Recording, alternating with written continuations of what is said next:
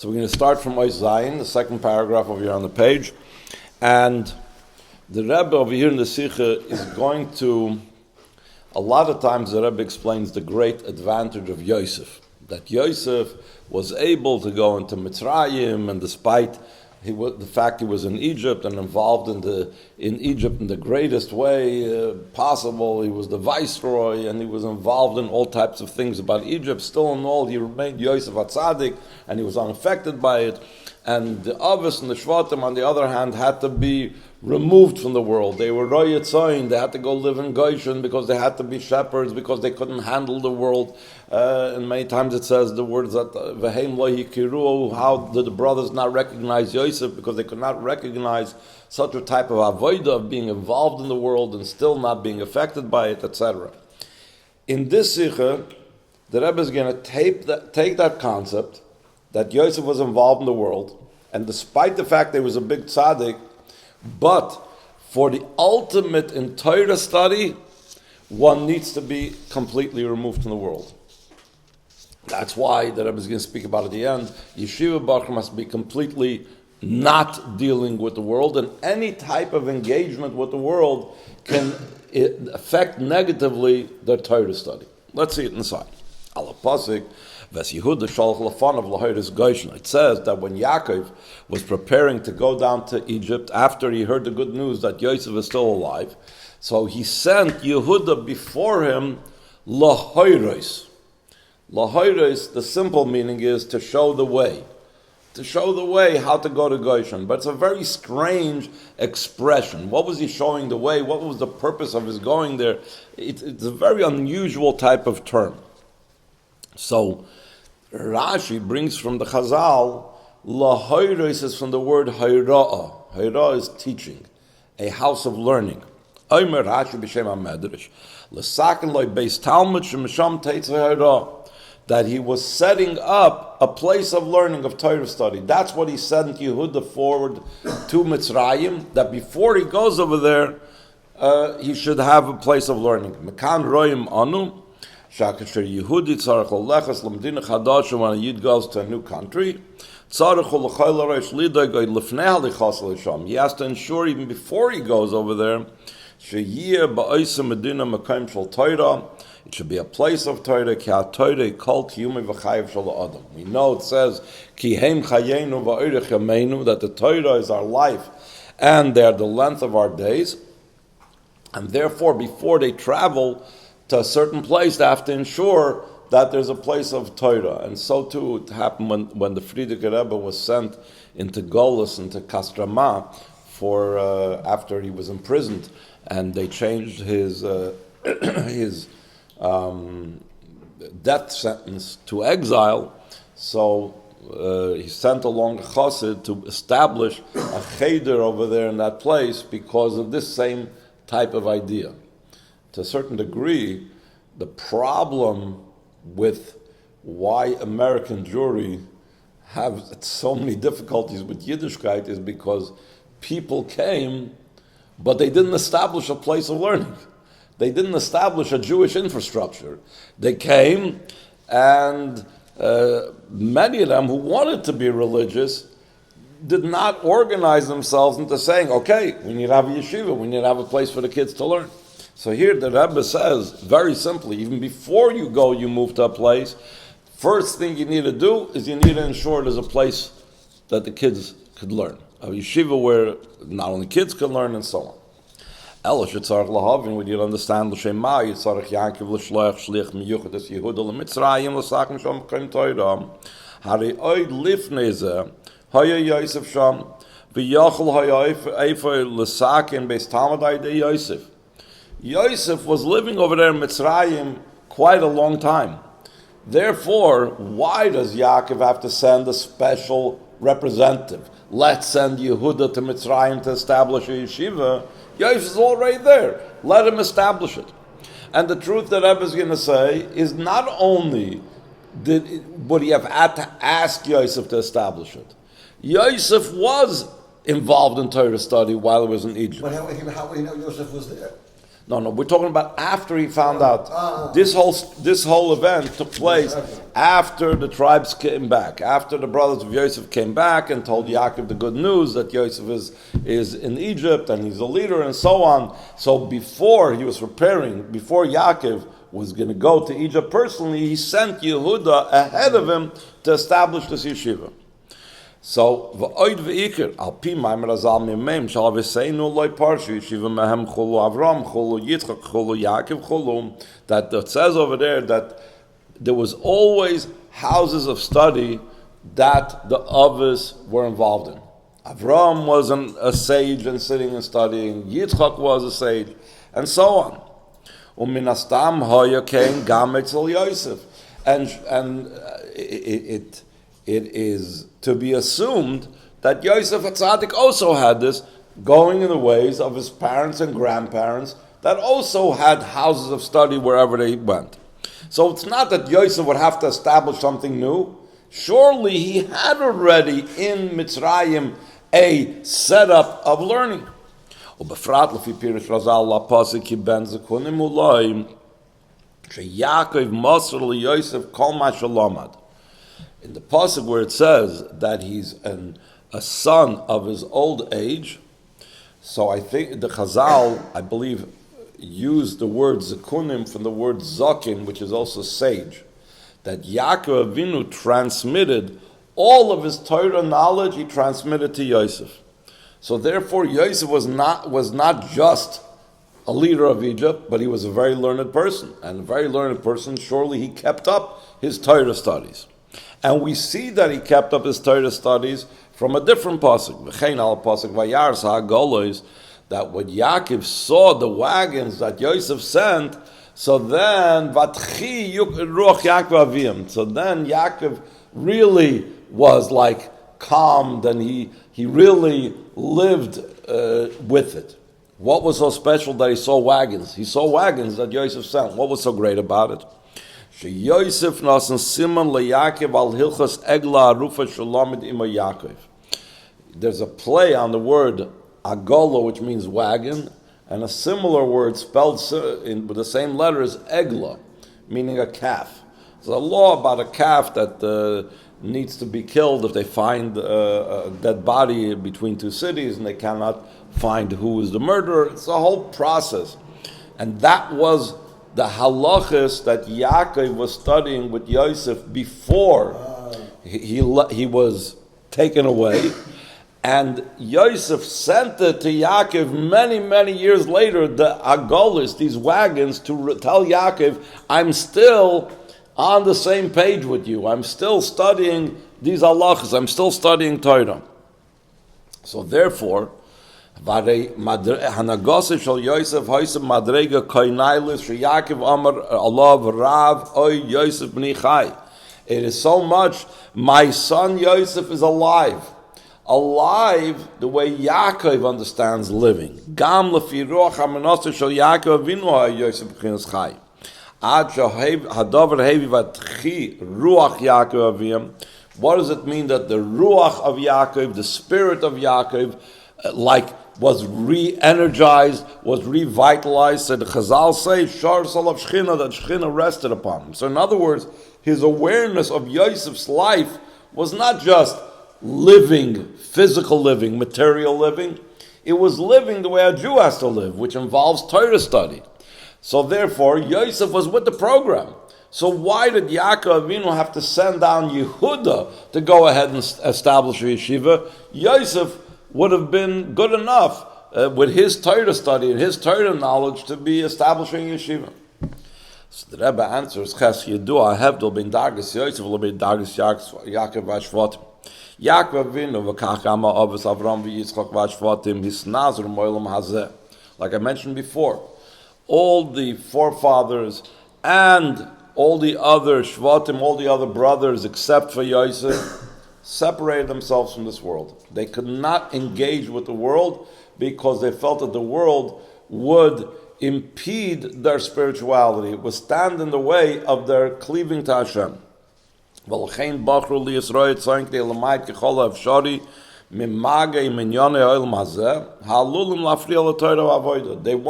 chose the job of being shepherds, because by being shepherds, this would allow them to be removed from worldly bothers, and nothing would interfere with their service of Hashem, with their Torah study.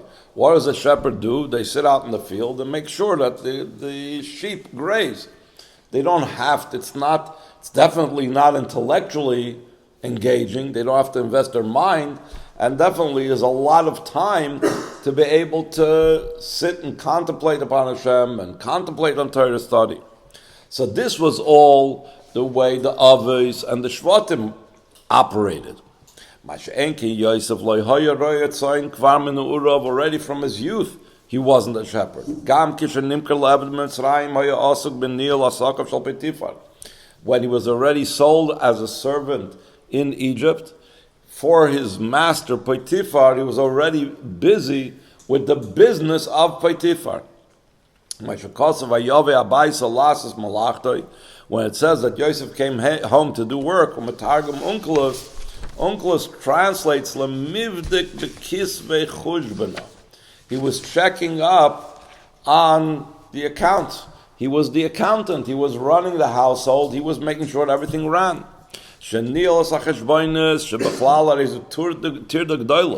Takes a lot of effort, takes a lot of concentration. You can't misplace a decimal, you can't misplace a number. You got to know exactly what's going on in every part of the household to be able to run it appropriately.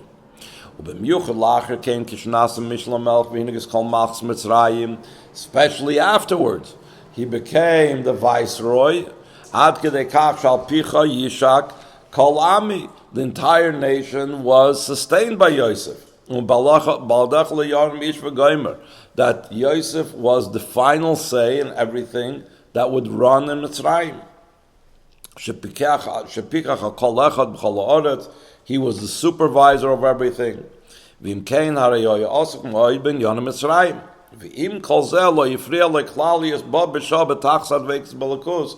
didn't interfere with his connection with Hashem. So how was it? How was Yosef able to engage in Egypt and still be powerfully connected to Hashem and be called Yosef HaTzadik, whereas his brothers and his father and grandfather and great-grandfather Avraham, Yitzchak, Yaakov needed to separate themselves from the world? So the Chassidus approach to it is, to what degree am I already removed from this world? If I am a person that am in such a lofty spiritual state that the world has no significance for me, so even when I'm engaged with the world, I'm above it. I'm out of it. If I'm not on such a high level, so then when I engage with the world can drag me down. So Semeres, second paragraph on 82, this means to say, She'etzel Yosef he'ira begoli darges halakus shelamaylam eliyosmaker la'olamas shelagabei ein ha'olam teifes makim klal ubemela in shayach loimar she'inyonim va'atirdes she'ba'olam yasiku oisoi v'yivalvulu es v'kusei balakus. Yosef had and was connected with such a lofty level of godliness, such a transcendent level, that because it was so transcendent, nothing of this world could interfere. He was completely out of this world while he was dealing with the world. The Avos and Shvatim definitely had a connection with godliness. It was such a level that does engage with the world. Therefore, the world had significance and importance. That's why they were shepherds. They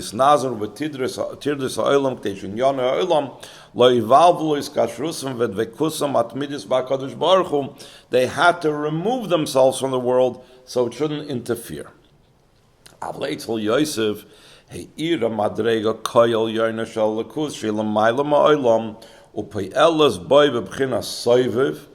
the level that's known in Kabbalah and Chassidus as Soivev Kol Almin. Soivev Kol Almin is the level of godliness which is totally transcendent. That was the level that Yosef tapped into. Still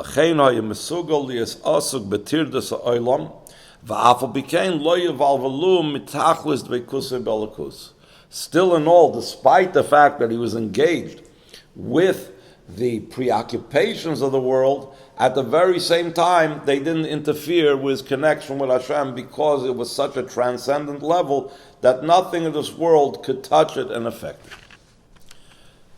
Yosef tes shegam bi Yosef bekisve de chujben of atirdas ha'olam ha'yebetachlis hadveikis belakus hareza benegel l'mailas nishmas. The Rebbe is establish over here, this is only concerning the neshama of Yosef. It's not something that's going to help concerning the level of Torah study. There's a concept of Torah study, like for example, it says about the Rashbi, Rav Shimon bar Yochai was Torasei u'Menasei. Torah was his profession. As great as Yosef was, and as high as the neshama was, higher than the Avos and the Shvatim, but he was not in a state where Torah was his profession. His profession was the viceroy of Mitzrayim. His profession was dealing with the years of hunger and the years of famine and the years of plenty. That was his profession, running Mitzrayim. Of course, he devoted every free moment to Torah study. And his neshama was such a level where none of this could drag him down. But the quality and the type of Torah study that he had was not like a professional. It's actually the chitas of these last 2-3 days, that the whole idea of Torah study is to be completely one with the Torah. To such a degree, Torah is likened to food, that a person makes part of themselves, they digest, and it becomes part of their blood and flesh. Chayav liyas Torasei umnasei, shekol iska yirak b'Torah. ולכן כשהוא מסעסק בנויסף לתוירה גם בדברים אחרים, אף שהם על פי תוירה, וגם אז הוא מרכב לליכוז, it's possible that even when Yosef HaTzadik is involved in worldly matters, so tzaddikim are able to be a vehicle for Hashem, the Alter Rebbe says in Tanya, even while doing mundane matters, because even when they're doing mundane matters, their kavanah is for Hashem, their service is for Hashem. As great as that is, it's still not the complete and total unity and joining and devotion that the person can have with Torah, because there are parts of the day where his mind is occupied with other things. His actus muchletus yichoylo lias rakish teirosei umnosei ve'ein lo ese klalim devarim acherim afilu inyanim shal pi Torah. He says an interesting thing in the footnote in 33. He says, we know that we make a bracha on the 4 kinds, on Sukkos, we say Al Natilas Lulav. Why do we make the bracha Al Natilas Lulav? There are 4 kinds. There's the Lulav, there's the Esrig, there's the Adasim, the Haravis. So it's brought down because the Lulav, which has a good taste, represents Torah. The Hadasim, which has a good smell, represents mitzvahs. The esrig, which has both a good taste and a good smell, represents Torah and mitzvahs. So maybe we should just make a bracha on the esrig then. The esrig is the most beautiful thing. It's also the most expensive. Let's make a bracha on the esrig. So the Rebbe explains in a different place, someone who's divided in their focus, even if their focus is mitzvahs also, it's not, their focus is not totally Torah, that's not on who we make the bracha. We make the bracha on the one that's only taste, only the level of the lulav, only the level of the focus on Torah. Obviously, someone that's focused on Torah will do mitzvahs. But the point is the focus, where their mind is at, what are they immersed in? Like we said, Torah, what is their profession? Their profession is learning. And here's going to bring an amazing story in the Gemara. Abaye said that when the person that he called Aim, he was adopted by a certain woman. He lost his mother when he was young. And when she just asked him to pass over a dip, it was like this dip called kutach. When she just asked him to pass over the dip, that already removed from his concentration of learning, that he wasn't learning with the full concentration that he could, because he was preoccupied now in this activity. It's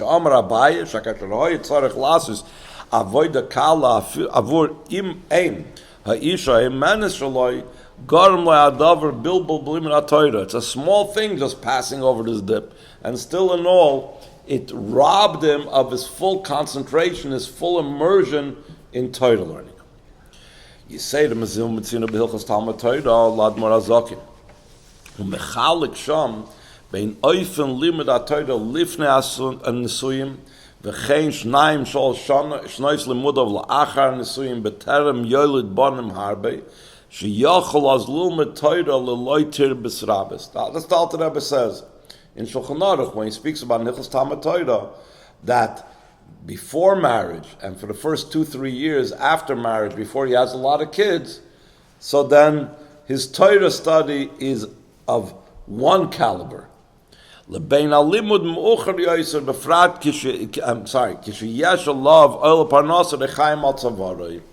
he has what's called a millstone on his neck, meaning he has the weight of needing to make a living, so then even if he has regular set aside times for Torah study, it will never be the same quality of Torah study as when he was free of any type of burdens and obligations.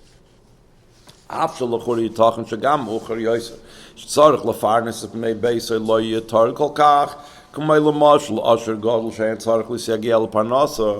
could be a case where a person can be very rich. He was, let's say, born with a silver spoon in his mouth. He has all of his needs taken care of. So a person like that, perhaps his Torah study, even later in life, when he has more of a family, could still be the same way like when he was, before he was married or when he was first married. So the Alter Rebbe says no. There is still in the back of his head this idea, I need to provide for my family. And that is a weight. Maybe not as heavy a weight as somebody that's not rich, but it's still in the back of his mind, there's still something, I need to make sure that they have what they need. So this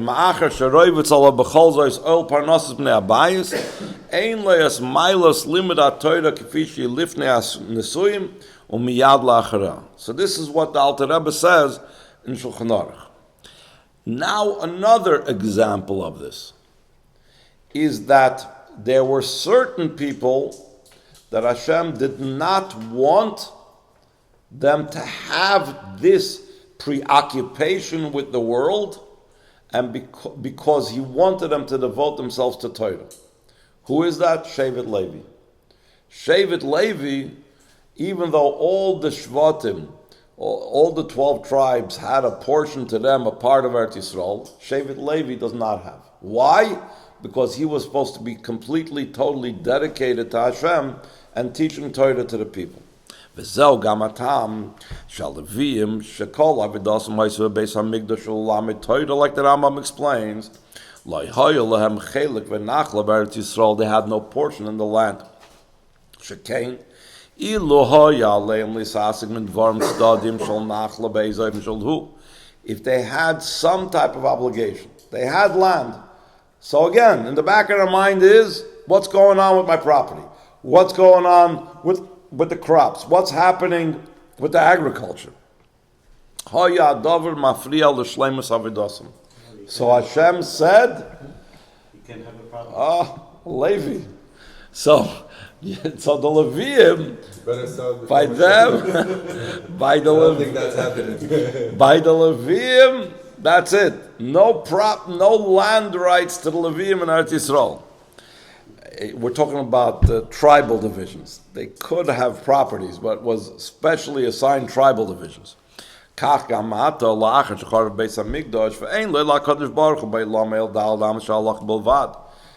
days, that there's no Beis HaMikdash, so Hashem says, what is His home? His home is Torah. What's called the 4 cubits of halacha. So, those that want to work in His home, those that want to be in the 4 cubits of halacha, those that want to be the Levi of our generation, serving in that temple, in that Mikdash, they also need to be like Shevet Levi, completely removed from worldly matters. Ein lam lasik binyan tzdadim ulvad limud ha-Torah. Torasam tzricha liyos umenasam. Ukol shoyna Rambam, Levi huvda lavidus Hashem chulu. Lefichach huvdu lemedarkei ha'olam. That's the reason why the Leviim were separated from the ways of the world. And then the Rambam adds, it doesn't have to be only people that their lineage is from the tribe of Levi, but anybody can be a Levi. If they set their mind to it that they want to be completely devoted to Hashem. V'lo shevet Levi bolvad, ela kol ish v'ish mikol boy oil masher nadva ruchai. That his spirit wants to have the Levi experience, needs to do like the Levi and remove himself from the world. Now that we understand this, we could appreciate that as great as Yosef was, he was not in a position to be a Rosh Yeshiva. He was not in a position to establish a Yeshiva, to be responsible for Torah learning. As much as he studied Torah, that could not be the person that would establish a Yeshiva. Lefikol anal yuvan madua hayatzarich Yaakov l'shloachas Yehudah l'sakin beis Talmud Mitzrayim v'lo yistapik b'limud ha-Torah shel Yosef. Even though Yosef was a studious person and studied Torah, even when he was in Egypt. Nachin amnam hay Yosef tzaddik tamid me'uchad v'davik b'tachas ma'kadosh baruch hu. Like we said before, he was able to engage with Egypt and not be affected by it. He did not have to leave Egypt and be in the land of Goshen and be a shepherd to be able to deal with Egypt. His soul was in a good place, would not be affected by Egypt.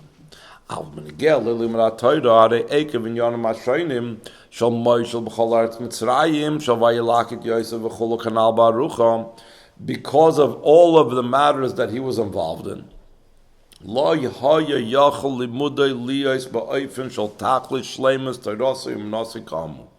He could not have that ultimate Torah study of Torah being his profession.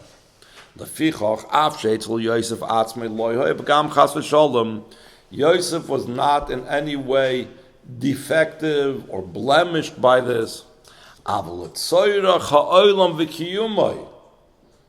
The world needs a perfect Torah study. The world needs a perfect yeshiva. Why? We know that there are 3 pillars upon which the world stands. Torah, service of Hashem, and doing acts of kindness. And Torah is the first of those pillars.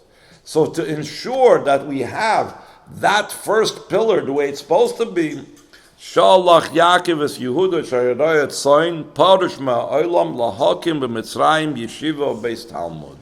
That's why Yaakov Avinu sent Yehudah, who was a shepherd, who was removed from this world, to establish in Mitzrayim a place of Torah study. Sheboy lo yiyeh l'loim de ha-Torah eisek klal im minyanim acherim nailim kechol sheyiyu. As high and as lofty as they may be, they would still be a disruption for Torah study. He had to send someone that was completely removed to establish a Torah study house where they are also completely removed. Gam ba'ofen shel markava, even if they're in a way of a chariot that we say tzaddikim, like Yosef was still a divine chariot to Hashem, they were completely a vehicle for Hashem, that's not enough. They need to be completely immersed in Torah. Al shekol iskam yirak b'Torah belvad. Now the Rebbe concludes, this is a lesson for all generations, all times. Torah v'yirisayin l'chol dor. Al tamidei hayeshivas ladas she'inyanam hi Torah belvad. Yeshiva students, don't mix other things and other occupations into your Torah study. Don't dilute your Torah studies. Uledvarim acherim ein lam kol shayches. Gam avodas Gemilus Chasadim anedreshes shein limud Torah. We know the Chazal say that for a Torah study to be successful, one needs to do acts of kindness as well. Like Chazal say, someone that says, I'm just going to be involved in Torah. I'm not even going to do acts of kindness. The Chazal say. So therefore, how do we justify this? Well, what we just now said, that my focus has to be completely in Torah study.